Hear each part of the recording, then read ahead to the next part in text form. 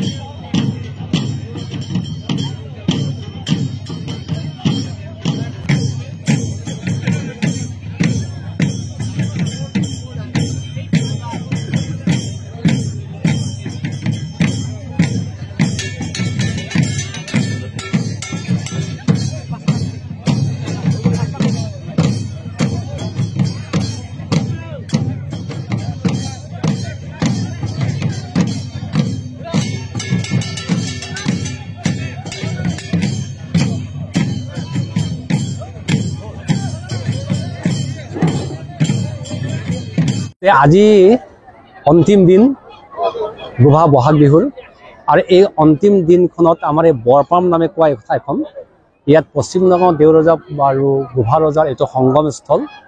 ইয়াতে আমি এই মেলাখন প্ৰদৰ্শন কৰোঁ আৰু এই মেলাত আমি মেলাখন ইয়াত মানে কি কয় প্ৰদৰ্শন কৰিবৰ কাৰণে আৰু পূজা কৰিবৰ কাৰণে পশ্চিম নগাঁও দেওৰজাৰ পৰা আমি দান তোলোঁ, তাৰমানে কৰ সংগ্ৰহ কৰোঁ। তেওঁলোকে ঘৰে ঘৰে ঘৰে ঘৰে মুৰ্গী আৰু যি পাৰে আৰু চাউল তাউল চব দিয়ে। সেইখিনি নি পেলাই আমি গোভাত 4 ভাই মহাদেৱ বৃহৎ এখন থান আছে, সেই থানত পূজা কৰোঁ।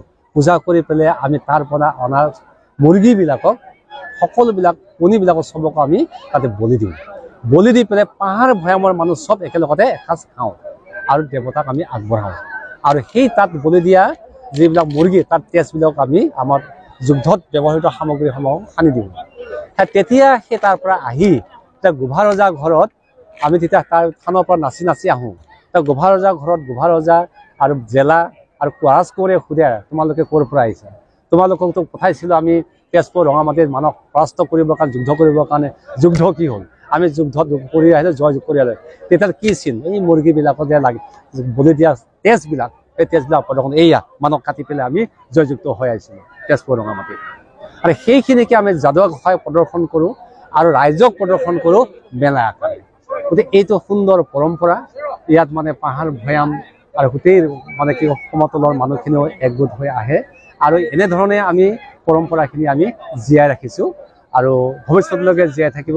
সকলোৱে আমাক সহযোগিতা কৰিছে, আপোনালোকে দেখিছে বহুত মানুহ হৈছে, তাতো বহুত মানুহ হৈছে। এনেধৰণকে আমাৰ এই পৰম্পৰা মেলাখন জীয়াই আছে। বহাগ বিহু এই গোভা ৰজা এইটো বহাগ বিহুৰ উপলক্ষে আৰু মানে বহাগ বিহু 3খন হয় আমাৰ মানে কি মেলা।